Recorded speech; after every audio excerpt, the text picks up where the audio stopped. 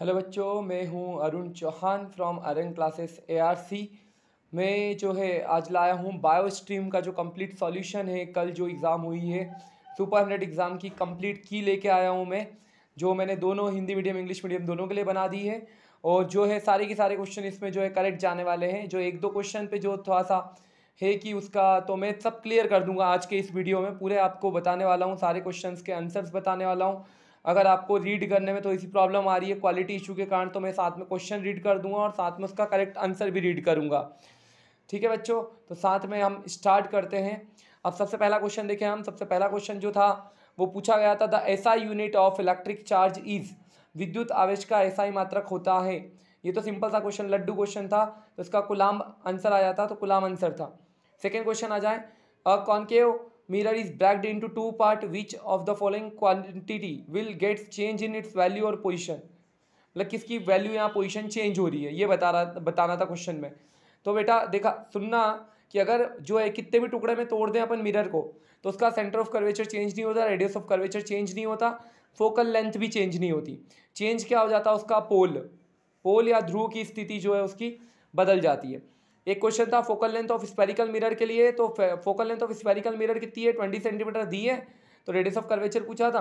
तो ये सबसे इजी क्वेश्चन, इससे सिंपल हो नहीं सकता क्वेश्चन। तो R/2 बराबर क्या होता है F। यहाँ पे अपने को दिया है फोकल लेंथ 20, तो 20 में 2 का मल्टीप्लाई कर देते 40, आंसर आया था किसका, रेडियस ऑफ कर्वेचर का। सिंपल था क्वेश्चन था। In which of the following medium speed of sound will be highest. थोड़ा सा 9th का ही पोर्शन था साथ में इस बार। तो अगर देखें स्पीड ऑफ साउंड की बात करें हम, तो स्पीड ऑफ साउंड जो होती है, जैसे जैसे मीडियम जो है ज़्यादा डेंसर होता है, ज़्यादा सघन होता है, स्पीड ऑफ साउंड भी क्या होती है, बढ़ती है। तो सबसे ज़्यादा डेंसर मीडियम कौन है यहाँ, सॉलिड। तो सॉलिड में स्पीड ऑफ साउंड क्या हो जाएगी, सबसे ज़्यादा। अगर इसकी जगह अगर लाइट होता तो लाइट जो होता है स्पीड सबसे ज़्यादा होता है वैक्यूम में। यहाँ पे साउंड के बारे में बता दूँ आपके नॉलेज के लिए, साउंड जो है वैक्यूम में ट्रेवल ही नहीं करता, मतलब कोई स्पीड ही नहीं होगी। अभी अगला देखें अपन, अगला जो क्वेश्चन देखें एक एक करके क्वेश्चन देख रहे हैं अपन। अगला क्वेश्चन है, an object is placed on the centre of curvature of concave mirror. बेटा जब सेंटर ऑफ कर्वेचर पे अगर अपन ने ऑब्जेक्ट को रखा है, तो इमेज भी कहाँ बनेगी, सेंटर ऑफ कर्वेचर पे ही बनेगी कॉनकेव मिरर से। और इमेज कैसी रहेगी, रियल इमेज रहेगी। और जो ऑब्जेक्ट की साइज की बात करें तो उसी साइज की इमेज भी बन जाएगी। तो इसका आंसर क्या आ जाता है, real and equal to the size of object. वास्तविक एवं वस्तु के बराबर का प्रतिबिंब यहाँ पे बनना चाहिए था। ठीक है, अगला क्या है, when an object moves closer to mirror. देखो कॉनकेव मिरर में क्या होता है, जितना ऑब्जेक्ट को हम पास में लाते जाते हैं उतना ही इमेज क्या होती है, दूर जाती है। अलग अलग 6 केसेस पढ़े होंगे आपने, तो वो 6 केसेस वाइज जो है इसका आंसर आता क्या आ जाता, अवतल या फिर अवतल दर्पण या कॉनकेव मिरर आता है इसका आंसर। ठीक है बेटा, अगला क्वेश्चन देखना। अगला क्वेश्चन क्या है, 7th क्वेश्चन देखो, the reason of a prefer. देखो ये क्वेश्चन पूछा था सीधा सा, रियर व्यू के लिए जो साइड मिरर लगाते हैं, वो जो अपन जो है लगाते हैं कॉन्वेक्स ही क्यों लगाते हैं, क्योंकि वो ज़्यादा एरिया को कवर जाता है, ज़्यादा एरिया को कवर करता है। तो to form image of more wide field than a plane mirror. यहाँ पे अपन बोलेंगे इसे समतल दर्पण की तुलना में अधिक विस्तृत दिखाई देता है। थोड़ा सा मैं फास्ट कर लेता हूँ, फटाफट आप देखते जाना। और किसी को ज़्यादा फास्ट लगे तो थोड़ा सा स्पीड स्लो करके देख लेना वीडियो को। लेकिन मेरे को क्या है कि थोड़ा लिमिटेड टाइम में ख़त्म करना है, तो मैं बता दूँ अगला। Student has a difficult to reading blackboard while sitting. एक बच्चा है जो पीछे की साइड बैठा हुआ है, उसको जो है पढ़ने में दिक्कत आ रही है, तो उसके पीछे क्या है, तो उसको जो है दूर का दिखाई नहीं दे रहा है। तो बेटा दूर का अगर दिखाई नहीं देता है, तो दूर का दिखाई नहीं देता तो उस जो पर्टिकुलर डिसीज को हम बोलते हैं क्या, उसको बोलते हैं अपन, दूर का दिखाई नहीं दे रहा है तो मतलब पास का तो दिखाई दे रहा है, निकट की दृष्टि है, दूर का दोष है, तो निकट दृष्टि दोष, शॉर्ट साइटनेस। और उसमें जो लेंस यूज करते हैं अपन, वो लेंस होता है कौन सा, concave lens. Concave lens use करते हैं। इसके पीछे का रीजन ऐसा हो सकता है कि जो फोकल लेंथ है, आई की जो फोकल लेंथ है वो क्या हो जाए, डिक्रीज हो जाए, या फिर आई बॉल का साइज बढ़ जाए। तो यहाँ पे आंसर आता है अपना excessive curvature of eye lens, नेत्र लेंस की वक्रता बढ़ जाना। या फोकल लेंथ अगर कम, यहाँ पे क्या है कि इन बढ़ी हुई लिखी हुई, अगर कम लिखी होती तो वो भी ऑप्शन करेक्ट होता। तो अभी देखें इसका तो सीधा सा रेडिश अपीयर क्यों होता है, जो है सूर्य लाल दिखाई देता है सूर्यास्त या सूर्योदय के समय, तो वो प्रकाश का प्रकीर्णन, स्कैटरिंग ऑफ लाइट सीधा सा लगाना था हमको, सीधा सा। फिर उसके बाद में जियो स्टेशनरी सैटेलाइट की बात करें, जो जियो स्टेशनरी सैटेलाइट से मतलब अपन अर्थ के एटमॉस्फेयर से बाहर से अगर देखें तो अपने को आसमान कैसा दिखाई देगा, तो अपन क्या बोलेंगे, ब्लैक। एटमॉस्फेयर नहीं रहेगा तो कैसा दिखाई देगा, वो ब्लैक कलर का काला आसमान दिखाई देगा, क्योंकि नीला रंग वहाँ पे फैलेगा ही नहीं। एटमॉस्फेयर से रिफ्लेक्शन होगा उसी से फैलेगा। ठीक है, अगला क्या था, एक ये क्वेश्चन था, एक कुछ क्वेश्चन एक न्यूमेरिकल्स भी थे, कुछ क्वेश्चन अच्छे अच्छे क्वेश्चन थे इस बार। तो यहाँ पे सीधा सा बेटा फॉर्मूला लगाना था। यहाँ पे फॉर्मूला लगाते हैं अपन, जो हीट प्रोड्यूस होती है, हीट प्रोड्यूस होती है वो क्या होता है, voltage into current into time. ठीक है, फिर साथ में सिर्फ मिली का ध्यान रखना था, मिली मतलब 10 की पावर माइनस। तो यहाँ पे देखो मैंने बता देता हूँ कैसे क्या सॉल्व हुआ। 6 वोल्ट जो है और करंट कितना है 60 एम्पियर, तो 60 इंटू 10 की पावर माइनस 3 रख देते। टाइम जो है 10 मिनट को 600 सेकंड रख देते एंड सॉल्व कर लेते। Put the value gate the result वाला क्वेश्चन था, सिर्फ यूनिट का ध्यान रखना था और कुछ नहीं। हाँ, बहुत सारे बच्चों ने किया होगा, टाइम को तो वहाँ पे मिनट में ही रखा होगा, सेकंड में कन्वर्ट किया नहीं होगा, करा गलती बुक तो। ठीक है, ध्यान रखना है पूरा पूरा।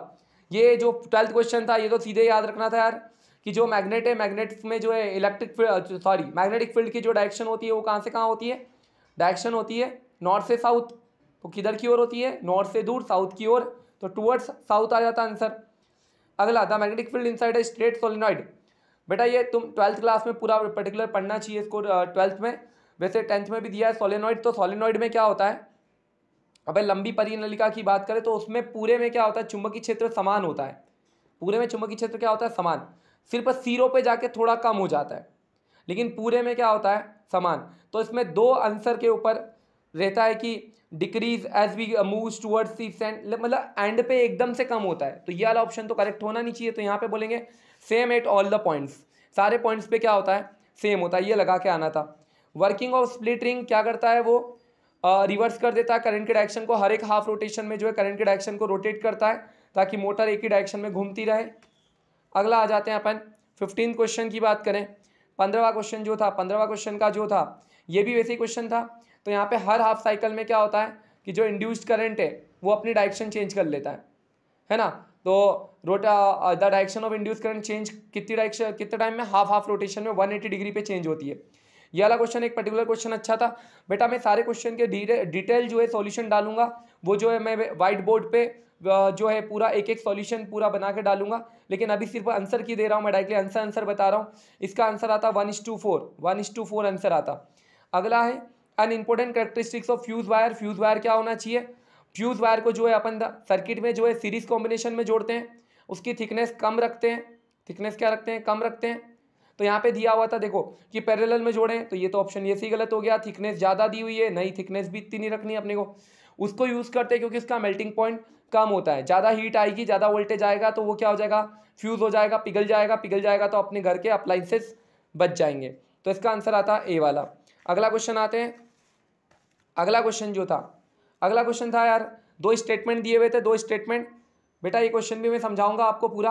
अभी मान लो, अभी मैं बोल रहा हूँ कि जैसे अपन जा रहे कांस्टेंट वेलोसिटी से मूव कर रहे तो एक्सेलरेशन 0 होता है, और ऐसा भी हो सकता है कि जब स्पीड 0 हो लेकिन एक्सेलरेशन हो, तो दोनों स्टेटमेंट करेक्ट थे। तो P and Q both are correct, दोनों करेक्ट थे।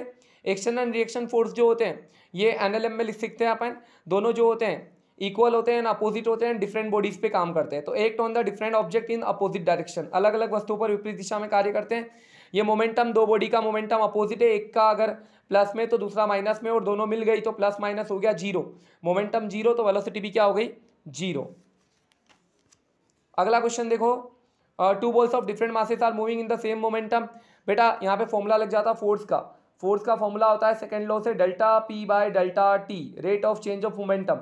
अरे मोमेंटम सेम है तो डिपेंड करेगा वो क्या, कि डेल्टा टी किसने टाइम रोकने में ज़्यादा लिया, टाइम ज़्यादा लो फोर्स कम लगेगा, कम टाइम में रोकना चाहोगे फोर्स लगेगा ज़्यादा। इसलिए देखा होगा जब क्रिकेट खिलाड़ी जब बॉल पकड़ता है, कैच पकड़ता है, तो अपने हाथों को पीछे ले आता है ताकि ज़्यादा टाइम लगे, फोर्स कम लगे। ये वाला बेटा, ये वाला जो 22 क्वेश्चन था, 22 क्वेश्चन में क्या था, 22वें क्वेश्चन में कुछ नहीं था। यहाँ पे मास की बात करें, मास कहीं पे भी चले जाओ पूरे यूनिवर्स में चेंज नहीं होगा। तो मास की बात हो रही थी, तो अर्थ की सरफेस पे मास कितना है 30 kg, मून की सरफेस पे भी जाऊंगा तो मास कितना रहेगा उतना ही 30 kg, उसमें कोई भी चेंज नहीं आएगा, मास में कोई भी परिवर्तन नहीं आता है। अगला क्वेश्चन देखो, अगला क्वेश्चन जो था, अगला क्वेश्चन था अपना अ पेंसिल ऑफ लेंथ। बेटा इसको सॉल्व करना था, सॉल्व करके आंसर आता 4 सेंटीमीटर। तो इसका सॉल्यूशन जो है, सॉल्व कैसे क्या हुआ, मेरे सॉल्व यहीं पे देखो इतनी सी जगह में सॉल्व करके दे दिया है, तो आपको कंप्लीट ठीक से सॉल्यूशन दूंगा बाद में। अब इसका आंसर जो है आप अपना आंसर की चेक करें, 4 सेंटीमीटर आएगा आंसर। ठीक है, अगले में तो क्या था, डायरेक्टली कोई दिक्कत नहीं थी, इसमें 5 डायोप्टर आ जाता, इसका भी क्यों जो है एक कंसेप्ट लगता, वो मैं सॉल्यूशन में बताऊंगा बाद में। इसका आंसर आता बी +5 डायोप्टर। अगला क्वेश्चन देखो, ट्राइपॉड की दिक्कत है यार, ट्राइपॉड दिक्कत दे रहा है। चलो अगला क्वेश्चन देखो। अगला क्वेश्चन जो है एक क्वेश्चन था कॉन्वेक्स लेंस वाला जो क्वेश्चन था, इसका भी थोड़ा सॉल्व करना पड़ता है, इसका 30 सेंटीमीटर आंसर आता।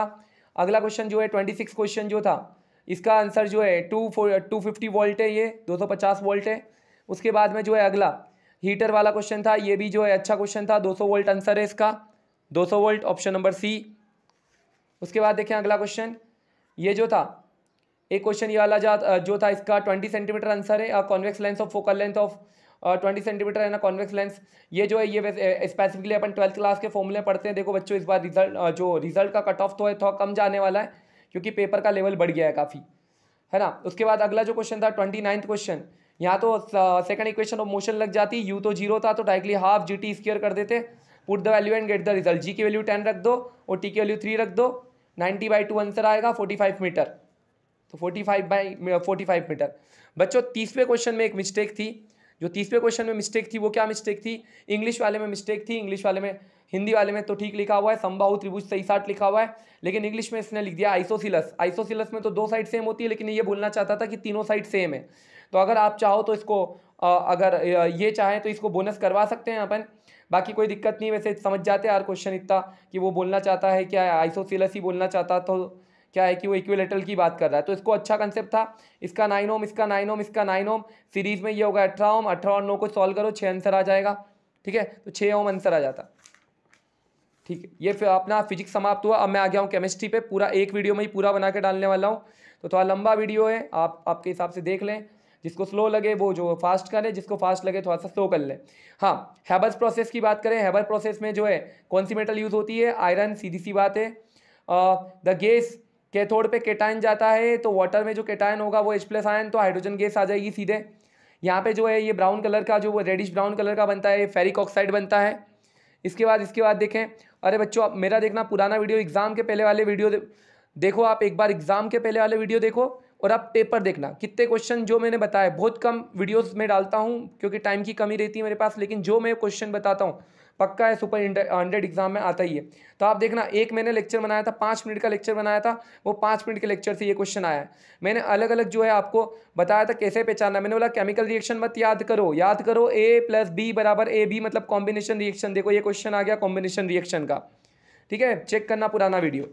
अगला जो होता है, विच of the following compound is used for white wash. White wash के लिए क्या यूज होता है, लाइमस्टोन यूज होता है, सीधी सी बात है।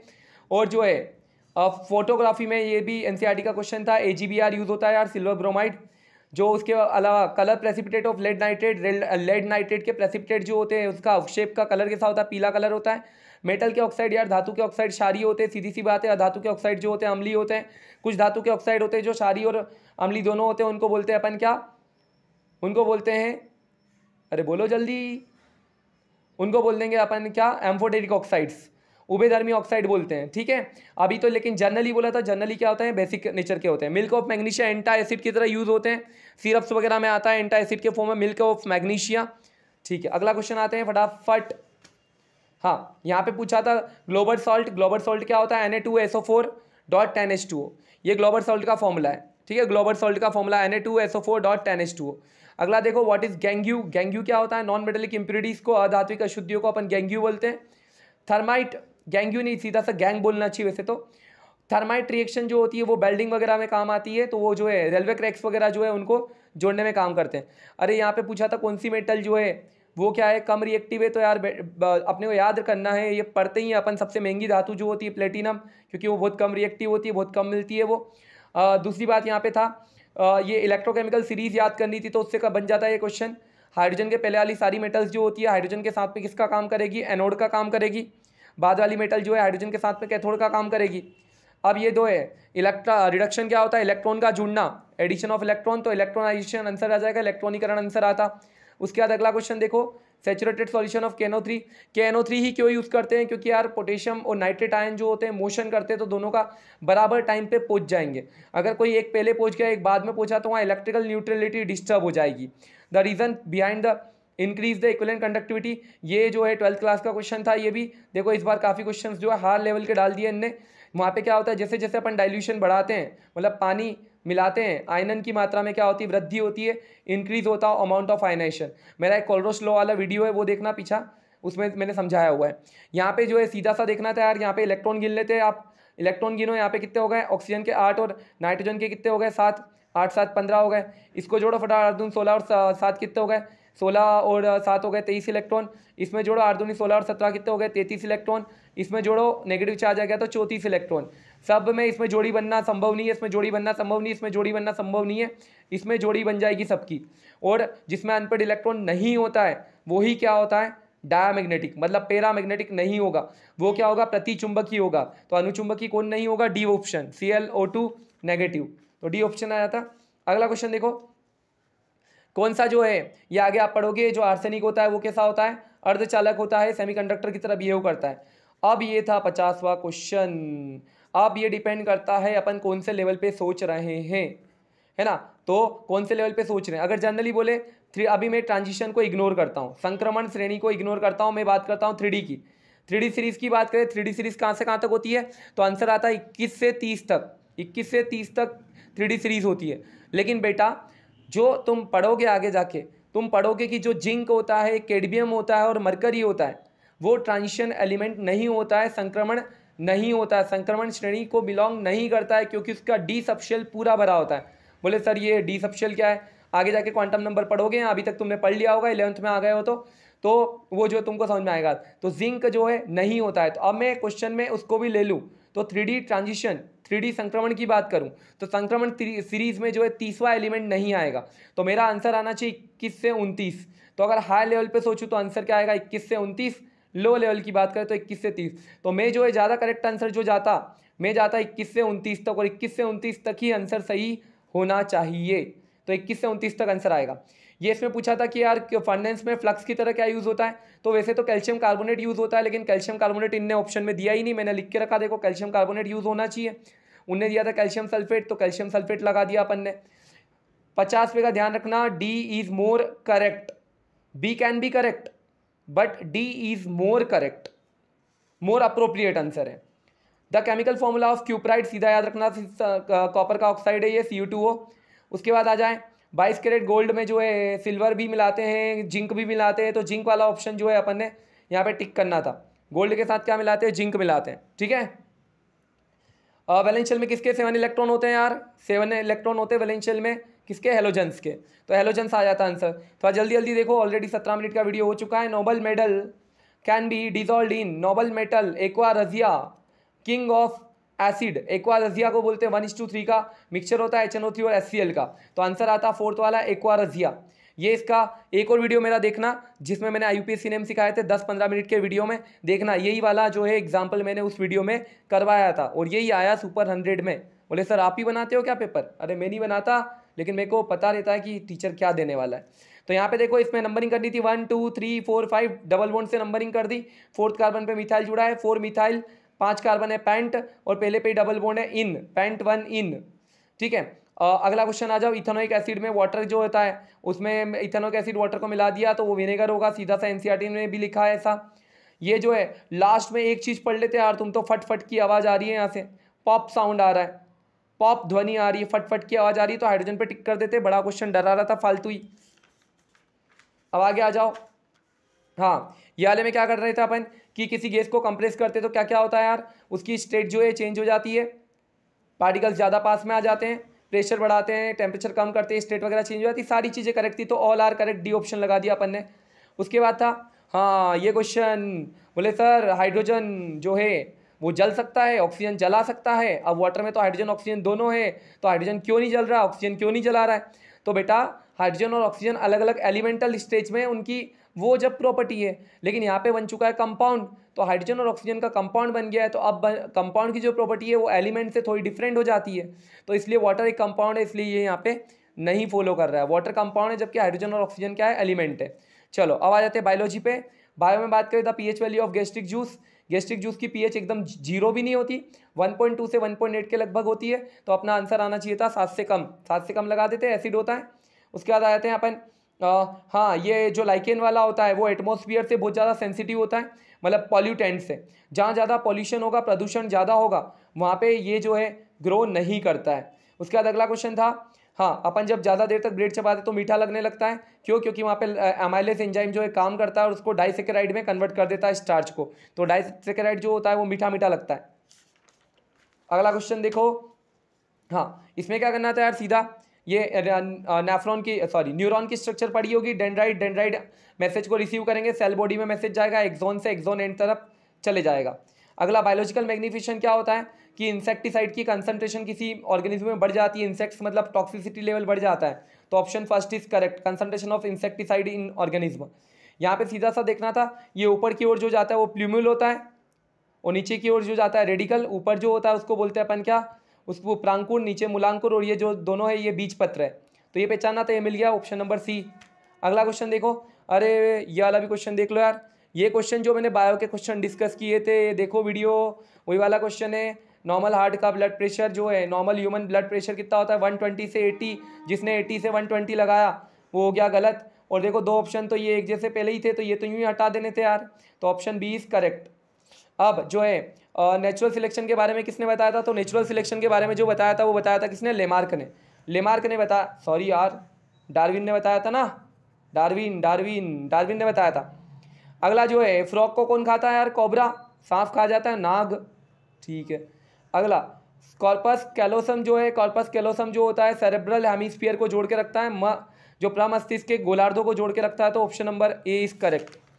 30 क्वेश्चन और बचे, थोड़ा फास्ट कर लेते हैं। ये जो है बंदर उल्टा लटक के केला खा रहा है, फिर भी पेट में जाएगा नहीं जाएगा, वो क्वेश्चन था। तो अपन बोलेंगे हाँ जाएगा, क्यों जाएगा, बोले सर ग्रेविटी तो नीचे लग रही है, नीचे आना चाहिए। ऊपर की ओर जो उसके स्टमक में अंदर की ओर जो है, मतलब खाना अंदर की ओर जाए, इसलिए वहाँ पेरिस्टाल्सिस मूवमेंट होता है, क्रमानुकुंचन गति होती है इसोफेगस में, इसलिए केला अंदर जाएगा। अगला देखते हैं 72 क्वेश्चन। 72 क्वेश्चन में क्या था, ऊपर से नीचे कौन कौन सी ग्लैंड्स होती है, अपने ब्रेन के नीचे जस्ट पिट्यूटरी ग्लैंड होती है, गले में थायराइड ग्लैंड होती है, यहाँ पे अपनी कमर के वहाँ पे एड्रिनल ग्लैंड होती है, और थोड़ा वेस्ट साइड में क्या होती है, ओवरीज प्रेजेंट होती है फीमेल्स में। तो ये वाला जो option D is correct, option D is correct. अब आ जाते हैं 73 वाले पे। बेटा इसमें क्या देखना था अपने को, इसमें अपन को देखना था वैक्यूल बड़े बड़े दिख रहे हैं, साथ में क्लोरोप्लास्ट दिख रहे हैं, अरे पहचानना था ये प्लांट सेल है। प्लांट सेल तो क्या है, कैरोट ही है इसमें, प्लांट कैरोट है, गाजर के टुकड़े की सेल है ये। अगला 74 में क्या होना था, हाँ 74 क्वेश्चन जो है वो भी मैं बोनस करवा सकता हूँ, क्यों? क्योंकि उसने बोला ही नहीं कि रेड डोमिनेंट है कि वाइट डोमिनेंट है। अगर मैं वाइट को डोमिनेंट मान लूँ तो ऑल वाइट, रेड डोमिनेंट मान लूँ तो ऑल रेड, है ना। अब इसने क्या है, सी और डी ऑप्शन तो एक जैसे दे दिए थे आगे पीछे करके, तो वो दोनों तो होने नहीं थे, ऑल रेड या ऑल वाइट लगाने थे। अपन ये मान के चल लेते जो पहले लिखा वही डोमिनेंट है, तो ऑप्शन ए इज करेक्ट। लेकिन यूँ बोलना चाहिए यार कि रेड डोमिनेंट है, तो मैं मानूँ कि हाँ ऑल रेड, मैं अगर वाइट को डोमिनेंट मान लूँ तो ऑल, फिर वाइट हो जाएंगे। तो ऑप्शन क्वेश्चन में मिस्टेक थी। हाँ 75% वाली बात कर लें यहाँ पे, 75% क्या यार, 75 क्वेश्चन यहाँ पे क्या है, 10% लो लगता है एनर्जी के ट्रांसफर में, सीधा आंसर 10% लगाना था, इसमें मैच करना था। तो ऑक्सीजन जो होता है prevention of genetic and physiological dwarfism को करता है। जिबलिन जो होता है फुलिस शील्डिंग इन राइस वगैरह में, ये साइटोकाइनिन जो है वाटर ऑफ कोकोनट का, इथिलीन का जो है राइपनिंग ऑफ फ्रूट वगैरह में पकाने में फलों को पकाने में काम आते हैं। सुना होगा खरबूजे को देख के रंग बदलता है, मतलब पक जाता है। एक खरबूजे से इथिलीन निकला, दूसरे खरबूजे को पका दिया। Option D is correct. खांसी हो रखी है फिर भी बना रहा हूँ video. And angiosperm flower is unisexual भी हो सकता है, बाइसेक्सुअल भी हो सकता है, ऑप्शन सी इज करेक्ट। एक लिंगी उभयलिंगी दोनों हो सकता है। Site of fertilisation in mammals fallopian tube में होता है, डिंब वाहिका में होता है। ह्यूमन की सेल में क्रोमोसोम कितने होते हैं, 46। न्यूक्लियस डबल मेम्ब्रेन होता है, क्लोरोप्लास्ट डबल मेम्ब्रेन होता है, माइटोकॉन्ड्रिया भी होता है, लाइसोसोम में सिंगल मेम्ब्रेन होती है, एक झिल्ली होती है। मलेरिया प्लाज्मोडियम से होता है प्लाज्मोडियम से फैलता है मलेरिया जो है, Plasmodium protozoa. Which is not a function of skeleton, skeleton का क्या फंक्शन नहीं है, तो ये ऊपर के तीनों काम करता है। डिटॉक्सिफिकेशन करने का काम जो होता है किडनी का होता है, ये यहाँ पे नहीं करता डिटॉक्सिफिकेशन। विटामिन सी की कमी से डिसीज कौन सी होती है, स्कर्वी होती है। और ओ वाले को अपन यूनिवर्सल डोनर बोलते ही है, सबको देता है वो। मेरा भी ब्लड ग्रुप ओ है, मैं भी ब्लड ग्रुप डोनेट करता हूँ। इंस्टाग्राम आईडी पे देखो, मेरी इंस्टाग्राम आईडी इन बिटवीन बता देता हूँ मैं। मेरी इंस्टाग्राम आईडी है ARANKARC एरंक ARC नाम से सर्च करो, पोस्ट देखो मैंने भी ब्लड डोनेट करके रखा है, ओ पॉजिटिव हूँ मैं। एनालोगस ऑर्गन पे आ जाते हैं। एनालोगस ऑर्गन कौन से होते हैं? जो ओरिजिन में तो डिफरेंट है लेकिन काम समान कर रहे हैं। तो सिमिलर फंक्शन है लेकिन डिफरेंट ओरिजिन है, समान कार्य कर रहे हैं, भिन्न उत्पत्ति है। अगला क्वेश्चन देखो, इसमें देखना था कि कौन किससे रेस्पिरेशन करता है। तो अर्थ जो होता है, अर्थवर्म की बात करें तो अर्थ स्किन से करता है, क्यूटेनियस हो जाता। ऑप्शन मैच कर लेते हैं यार, एक से मैच हो रहा था। अगला जो है कार्बन डाइऑक्साइड रेस्पिरेशन के टाइम पे जो अपन रिलीज करते हैं, फिर भी कार्बन डाइऑक्साइड एटमॉस्फेयर में बढ़ क्यों नहीं रही यार? वो प्लांट यूज़ करते जा रहे हैं। तो प्लांट यूज़ करते जा रहे हैं तो जो है फोटोसिंथेसिस के टाइम पे वो यूज़ होते जा रही है, इसलिए बैलेंस बना हुआ है।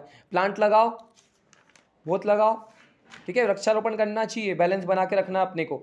FSH और LH दोनों को मिला के क्या बोलते हैं अपन? गोनेडोट्रोपिन्स बोलते हैं, गोनेडोट्रोपिन हार्मोन बोलते हैं दोनों को मिला के, ठीक है। बिलीरुबिन बिलीवर्डिन कहाँ होते हैं? पित्त रस में होते हैं, बाइल जूस में होते हैं।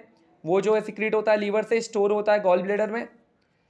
जो है फूड का जो ट्रांसपोर्टेशन करता है फ्लोयम, और वाटर का ट्रांसपोर्ट करता है जाइलम। तो सीधा सा आंसर था।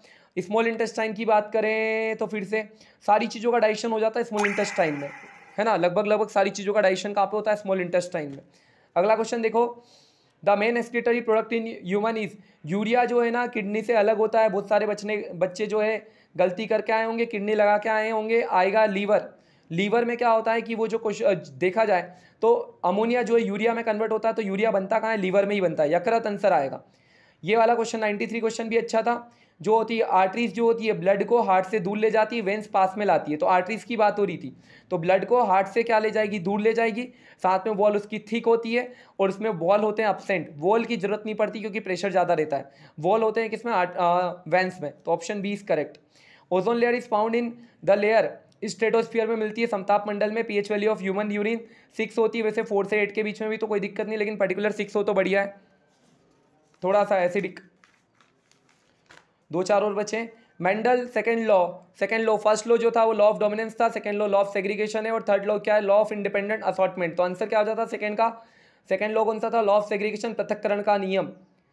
और जो एंटेरोकाइनेस एंजाइम जो होता है वो जो है पैंक्रियाटिक जूस में नहीं होता, इंटेस्टाइन से सीक्रेट होता है, इंटेस्टाइनल म्यूकोजा से, इंटेस्टाइनल जूस आंसर आ जाता है इसका। अगला देखें 98 क्वेश्चन, देखिए 98 क्वेश्चन जो है, विच of the following body fluid is colourless. कौन सा बॉडी फ्लूइड जो है कलरलेस होता है? तो प्लाज्मा की बात करें उसका कलर नहीं, लिम्फ का भी कलर नहीं, सेरेब्रोस्पाइनल फ्लूइड का भी कलर नहीं, तीनों का ही कलर नहीं होता है। विटेकर ने जो 5 किंगडम क्लासिफिकेशन दिया था, बोलो जल्दी 5 किंगडम कौन कौन से? बोलो, Monera, protista, fungi, Plantae, animalia. तो जो मोनेरा है वो प्रोकैरियोटिक है और बाकी चारों क्या है? यूकैरियोटिक। तो यूकैरियोटिक की बात करें तो कितने हैं? 5 में से 4 जो है यूकैरियोटिक हो जाएंगे। लास्ट क्वेश्चन, क्रेब्स साइकिल में जो Krebs cycle involves the formation of, क्या होता है? पायरुविक एसिड से एनर्जी का फॉर्मेशन करता है। तो ऑप्शन बी इज करेक्ट। बच्चों इसमें अगर ध्यान से नहीं दिखा होगा तो मैं फिर से ट्राई करूंगा, फिर PDF बना के अच्छे से बनाऊंगा। अभी जल्दबाजी में मेरी क्लास भी है, फिर भी मैंने ये वीडियो डाला है ताकि आप जल्दी से जल्दी आपका रिजल्ट चेक कर सके। मेरे कमेंट बॉक्स में आपका जो है स्कोर कैलकुलेट करके जरूर लिखें, तो मैं आपको बताऊंगा आपका सिलेक्शन हो रहा है या नहीं हो रहा है। आपके 10th के मार्क्स लिखें, साथ में आपके सुपर 100 में कितने नंबर आ रहे हैं वो भी लिख दें, तो मैं बता दूंगा कि आपका सुपर 100 में सिलेक्शन हो रहा है या नहीं हो रहा है इस बार। ठीक है, बहुत जल्द रिजल्ट भी आ जाएगा। रिजल्ट आएगा, बिल्कुल पार्टी करना आराम से। जिसका नहीं हो वो भी करना, जिसका हो जाए वो भी करना, कोई दिक्कत ही नहीं है। नहीं हुआ तो क्या हुआ?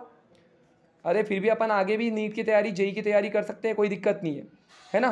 तो चलो ठीक है, आगे भी जुड़े रहना मुझसे। सुपर 100 एग्जाम हो गई तो क्या हुआ? आगे जाके तुम जो है मैथ्स वाले जेई की तैयारी करेंगे, बायो वाले नीट की तैयारी, सबकी तैयारी करा दूंगा मैं, टेंशन ना लेना, फ्री में तैयारी होगी सब कुछ। ठीक है, और कुछ प्रॉब्लम आए तो मेरे को बिल्कुल बताएं। जो है मेरे कॉन्टैक्ट नंबर वगैरह तो मैं डायरेक्टली नहीं दे सकता यार, पहले कुछ वीडियो में दे देते, बहुत बच्चे जो है मैसेज करते रहते हैं, है ना। तो कोई दिक्कत नहीं है, वैसे परेशान नहीं होता, मैं सबका जवाब देता हूँ, टाइम मिलता है, टाइम मिलते मिलते सबका जवाब देता हूँ। तो जो है बाकी चीज़ें आप करते रहें। अब आपकी 11वीं की जो क्लास है उस पर फोकस करें और आगे का रास्ता जो है बनाएं आगे। ओके बच्चों, bye bye, thank you so much.